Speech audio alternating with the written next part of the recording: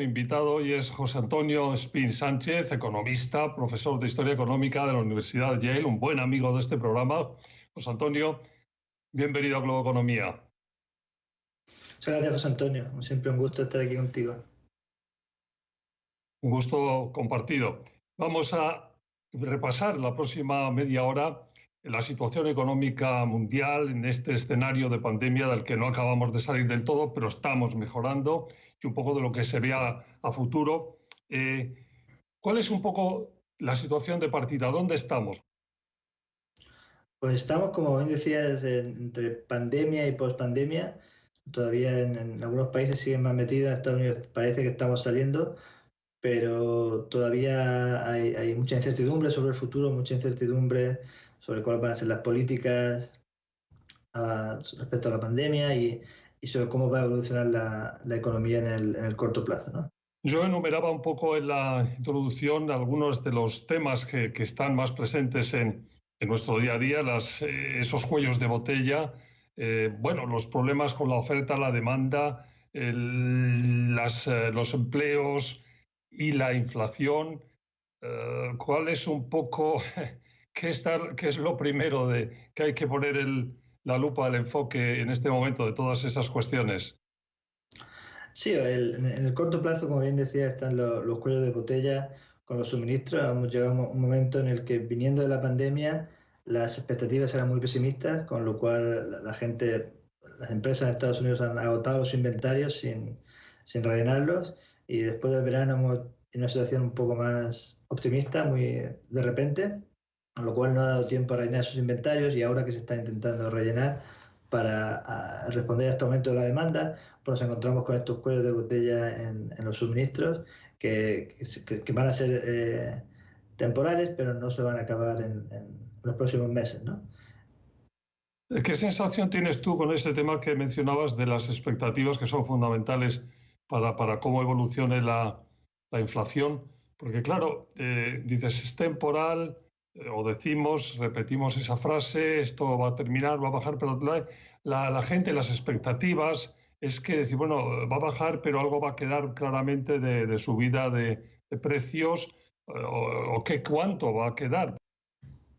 Bueno, como decía, la inflación que viene de cuello de botella, de distribución de bienes físicos, probablemente se va a reducir de manera significativa en cuanto solucione estos cuellos de botella, que, como decía, se han debido a una disrupción de de la oferta, y un aumento enorme de la demanda, ¿no? Entonces, estos se van a ir y va a volver estos productos a tener una inflación menor.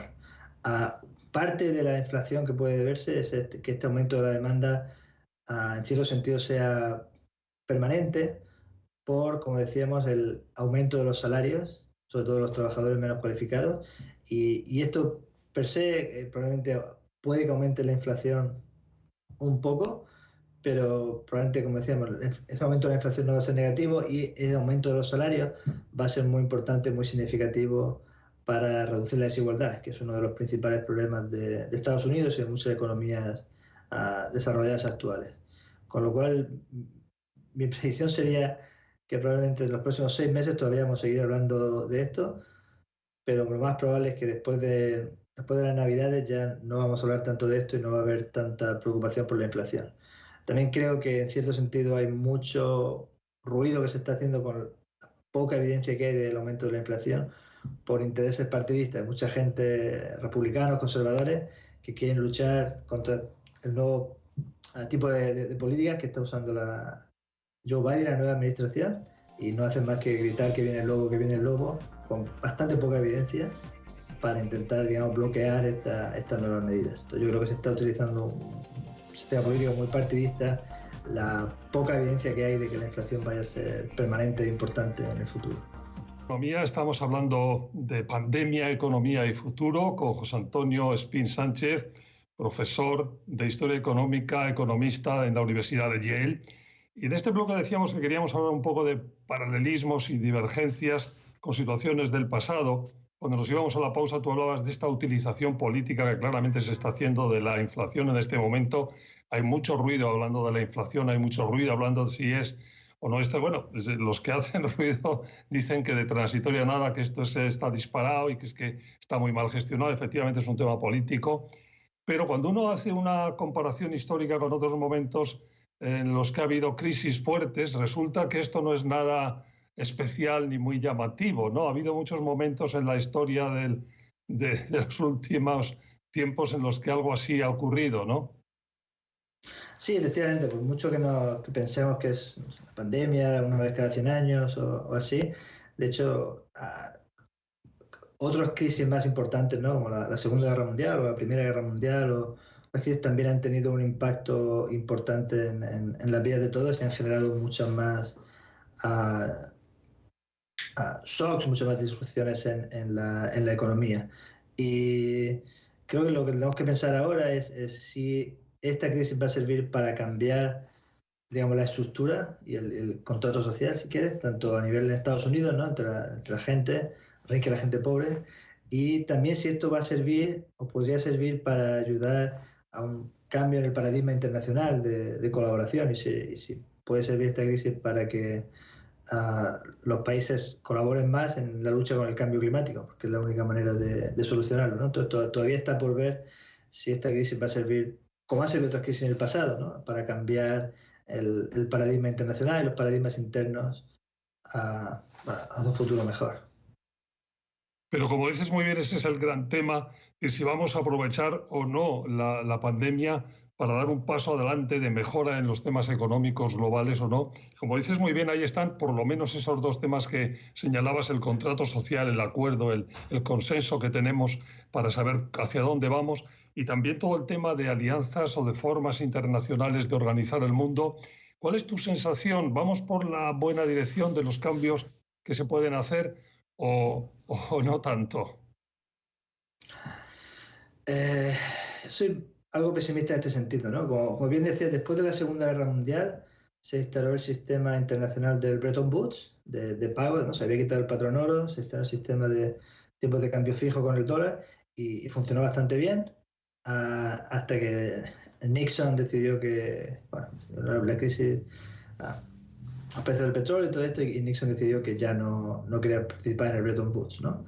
Y un poco lo mismo pasó, si lo piensas, un paralelismo también con el contrato social, ¿no? Después de la Segunda Guerra Mundial, en Estados Unidos sobre todo, pero también en Europa, se empezaron a tener más políticas de bienestar social, más políticas sí, Medicare, de ayuda, y todas estas políticas fueron evolucionando, fueron aumentando el estado de bienestar.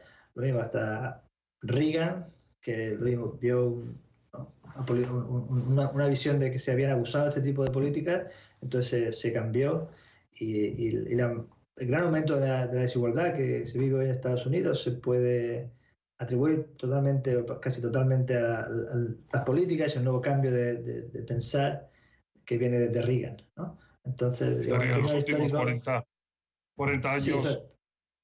exactamente, ¿no? De la Segunda Guerra Mundial hasta Reagan se da un aumento de más bienestar social y el sistema de Bretton Woods. Y después de Reagan y Nixon, lo que fue que se rompieron estos dos sistemas, y eso es lo que ha evolucionado ahora. Entonces, ojalá que esta crisis sirva en esos dos campos al menos: una mayor colaboración internacional, sobre todo con la ascendencia de China, y ver si Estados Unidos y China se pueden poner de acuerdo en cómo luchar contra el cambio climático, y desde el punto de vista interno, ver si se pueden volver a las políticas que se instauraron después de la Segunda Guerra Mundial, ¿no? Que la gente de Estados Unidos no se da cuenta que piensan que esa era la época dorada de Estados Unidos, ¿no? Los 50 y los 60, se dan cuenta que esa era una época en la que los impuestos eran altísimos, y fue la época en la que se crearon la mayoría de programas sociales. Estamos de vuelta a Globo Economía, Pandemia, Economía y Futuro, con José Antonio Espín Sánchez, economista, profesor de Historia Económica de la Universidad de Yale. Bueno, cuando nos hemos ido a la pausa hacíamos un poco de historia con tu ayuda de lo que han sido las últimas décadas en este país. Vamos un poco al mundo. Tú decías al empezar, y lo has repetido, que es muy importante también cómo se produzca esa confluencia de la economía china, de la economía, de las grandes economías desarrolladas del mundo para el bienestar y el crecimiento de todas las demás economías. ¿Cómo ves tú eso? ¿Qué sensación tienes? ¿Vamos a llegar ahí a un tipo de convivencia y de consenso más o menos feliz, o la cosa puede dispararse, porque estamos en momentos en los que hay conflictos que hacen dudar, ¿no?, de un buen final. Sí, yo soy de la opinión que el conflicto entre Estados Unidos, Occidente y China es inevitable. Entonces, una situación en la que se reproduce una guerra fría, creo que sería, dentro de lo malo, lo mejor, ¿no? Lo que no queremos realmente es una guerra caliente, ni en Taiwán, ni en Corea, ni en otras partes del Pacífico. Con lo cual yo creo que hay que poner mucho, y probablemente tanto Europa como Rusia pueden servir de mediadores en este sentido para evitar que se escale más el conflicto que, como decía, es casi inevitable entre China y Occidente. Y sobre todo, más allá obviamente, el conflicto en sí, las hostilidades entre estas dos potencias, las que tienen ahora, las que pueden generar el futuro, lo peor que va a crear va a ser la falta de colaboración contra la lucha del cambio climático. Como decía, lo que tienen que hacer Estados Unidos y China, ponerse de acuerdo, poner un estándar, tener un plan y, digamos, hacer de líderes para que el resto del mundo siga con ese plan. Pero esto solo se va a dar si las relaciones son relativamente cordiales. Entonces creo que esa va a ser más la clave en estos próximos años, ver si las relaciones pueden ser suficientemente cordiales para que puedan llegar a un acuerdo significativo en este sentido. Hay un elemento importantísimo del que no hemos hablado hasta ahora, o por lo menos voy por encima únicamente, es que el tema del alza de los precios del petróleo y los combustibles, que bueno, es un tema pegado también a la polémica sobre la transitoriedad, porque ahí el tema no debe tener muchas piernas a futuro si vamos a un cambio en el tema energético, de la matriz energética, ¿no? ¿Cómo ves eso? Sí, efectivamente, el tema del petróleo, largo plazo, incluso 20 años, no debería ser una cosa sustancial, pero claro, a corto plazo todavía lo sigue siendo. Y creo que los temas de cambio de precio del petróleo responden más a un problema de oferta que de demanda, ¿no? Son un grupo reducido de países, la OPEC, Rusia, que son los que controlan la oferta y que, digamos, artificialmente inflan los precios para seguir aumentando los beneficios. Pero como tú bien decías, estamos yendo cada vez más a una economía basada en renovables. La asignatura pendiente todavía, tanto en Estados Unidos como en otros sitios, es el reducir el consumo energético en total, y hay muchas medidas que se están proponiendo ahora y deberían implementarse. No tenemos mucho tiempo, y en ese horizonte a futuro, ¿cuáles son un poco los temas de sostenibilidad y energías limpias en los que tú estás especialmente preocupado, que crees que debemos de poner el foco? Decías antes el tema, por ejemplo, de que China y Estados Unidos se pongan de acuerdo. Bueno, ¿qué otras cosas hay que señalar ahí? Claro, o sea, a nivel internacional, como decíamos, es un problema político, no es un problema técnico, y es que los políticos se pongan de acuerdo, pero cada país puede hacer mucho también en este sentido, ¿no? Como decía, la clave, además de acelerar la transición a energías renovables, es reducir el consumo energético en general. José Antonio, pues se nos ha terminado el tiempo. Bueno, hemos abierto un poco esa ventana al futuro. Hemos visto lo que está pasando un poco en la economía global y de esta pandemia de la que no acabamos de colocar en el pasado, pero bueno, que estamos poco a poco, digamos que el horizonte parecería que va mejorando. Muchas gracias por haber estado con nosotros. Muchas gracias, José Antonio. Un gusto estar contigo hoy.